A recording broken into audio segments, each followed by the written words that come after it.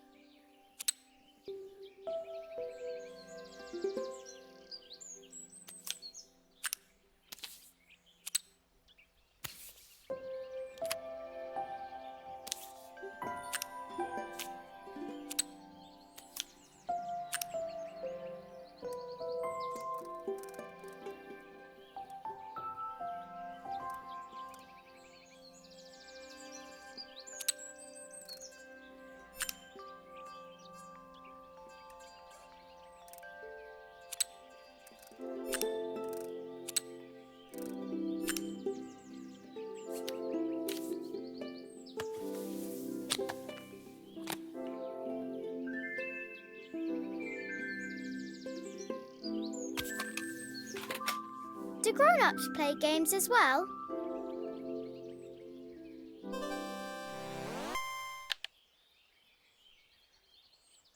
Can you show me how to play? I tried before, but it was so hard.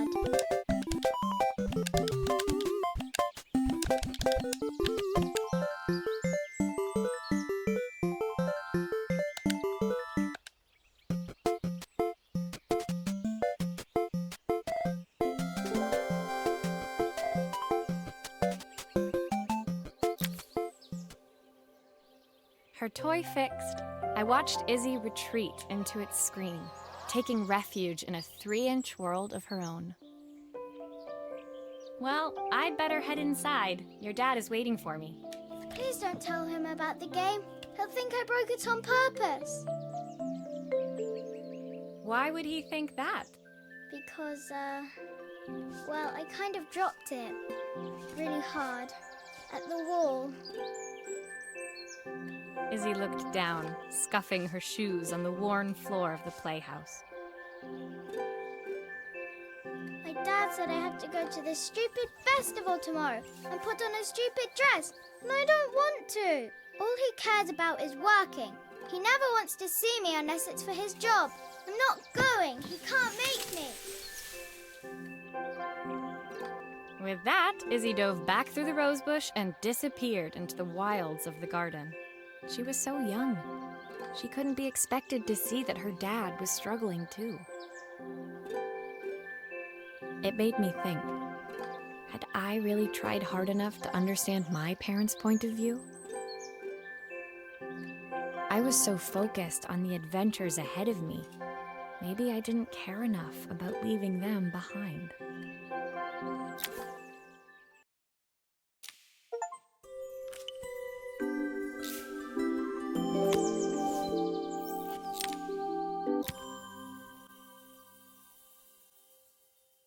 Leaving Izzy hiding in the garden, I walked around to the front of the house and rang the doorbell. It was only then I noticed my favorite overalls covered in grass stains. I scrubbed desperately, but it was too late. Maria, what are you doing? What happened to your clothes? I was, repairing a lawnmower. How unusual. Well, do come in. The job I've got for you is a little more delicate. Totally embarrassed, I walked into an orderly room filled with papers and ledgers. So this was his office.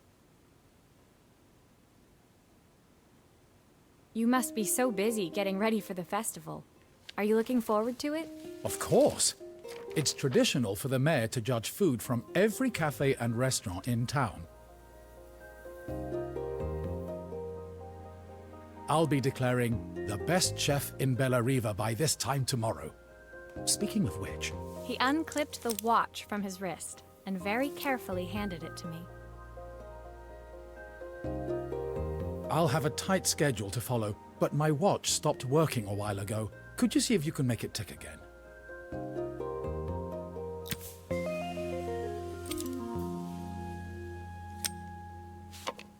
Are you sure it will all fit back together?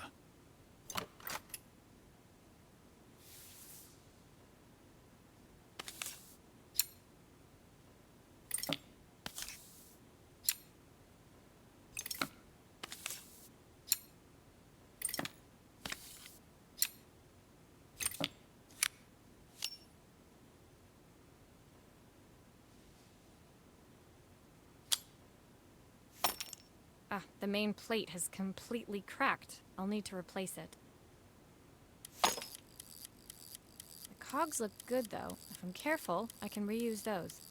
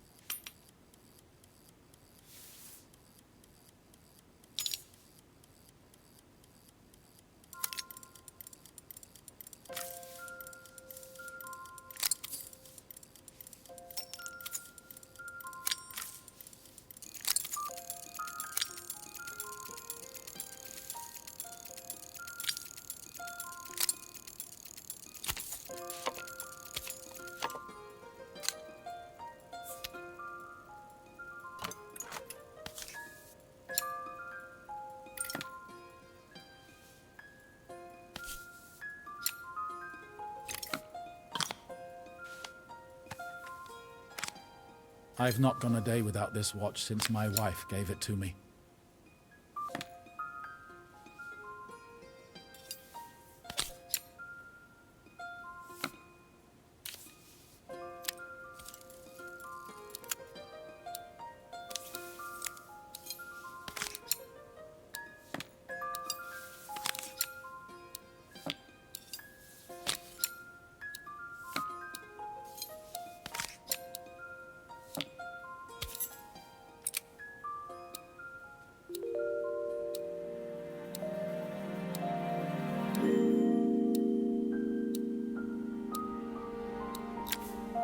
As I handed the watch back to Joseph, my fingers traced over the engraving on the back. I hoped fixing this was one small way I could help him move forward. I can't believe it's working, Maria. Thank you. My wife was a brilliant woman. Feeling this ticking on my wrist, it makes me feel like she's still here. Watches measure minutes and hours like they're infinite. I didn't know we had so little time. Even with Isabel, I barely see her. And when I do, she acts like she hates me.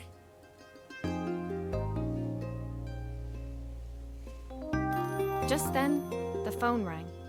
Even when he was at home, his work was never done. Sorry, Maria. I have to take this. I'll see you at the festival tomorrow. As I left, I turned and saw him pacing the floor of his office, his watch glinting in the afternoon sun. I hoped its quiet ticking would at least bring him some peace during the busy days to come.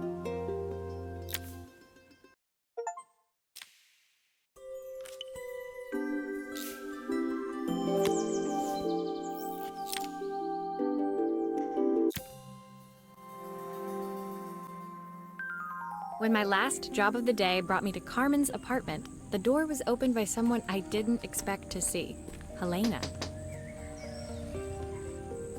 Sorry for inflicting this mess on you. Carmen's never seen a knick-knack she doesn't want to buy, apparently. Carmen's apartment was a little chaotic, but totally charming. It was easy to imagine her living in a place like this. It definitely wasn't Helena's style. She seemed more upmarket than flea market. I wondered why she was even here. We're having a clear-out, or at least I am. Carmen's not helping, as usual. There's a market at the festival tomorrow. I'm selling some of these things to make her some money. She says she has nothing when there's all this stuff right under her nose. Helena stepped delicately past the items on the floor and reached down to pick up one from the pile. Look at this slide projector. Our parents treasured it, but Carmen treats it like a piece of junk. Can you take a look?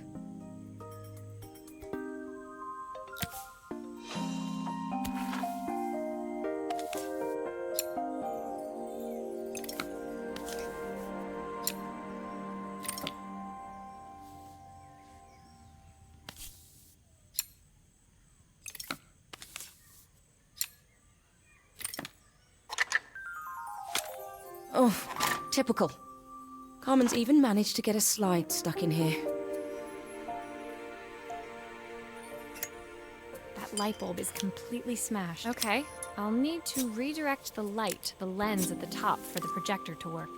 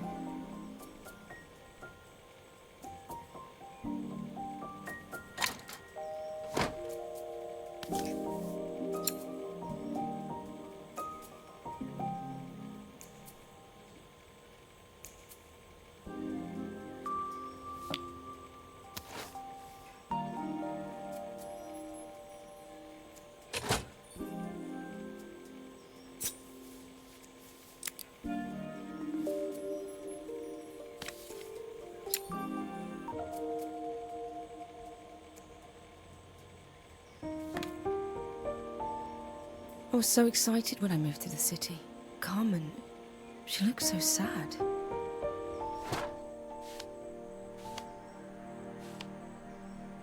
Here's the clicker you'll need to attach. God knows how Carmen broke that as well.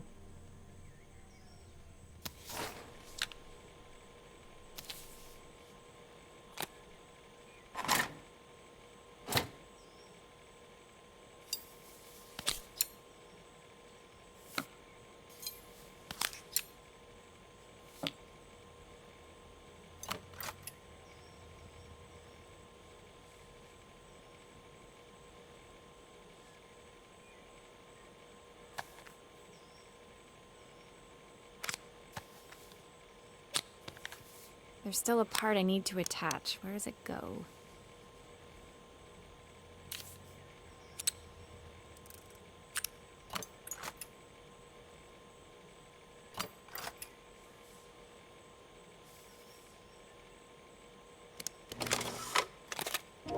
When we were younger, Carmen was always following me around.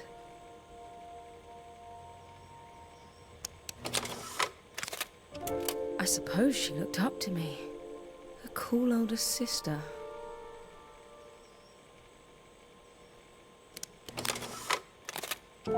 She used to ask me when I was coming home, but I was always too busy.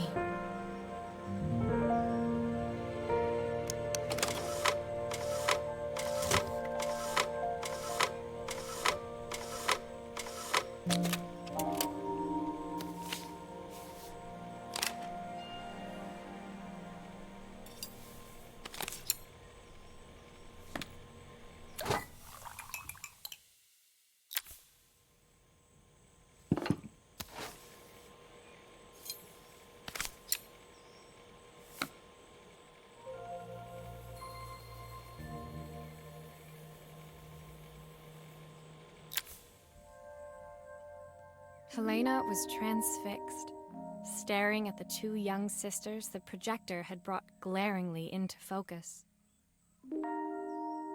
I never meant to let her down. But you haven't, have you? You came all this way just to help with the cafe. Plus the money. That's the problem. There is no money. I lost my job a few months ago. My savings are almost gone. I have nothing. Carmen thinks I'll throw my checkbook at her bad decisions and make them okay. But I can't. Not this time. You know, the funny thing is, I came here wanting to tell her the truth. But she's so infuriating. How can I ask her for help when all she cares about is herself? Helena fell silent, shrinking under the gaze of her younger self, projected onto the wall. We drifted so far apart when I moved away. It felt like the only thing keeping us together was my bank balance. I know I have to tell her the truth. It isn't fair. But I already lost everything else. What if I lose her too?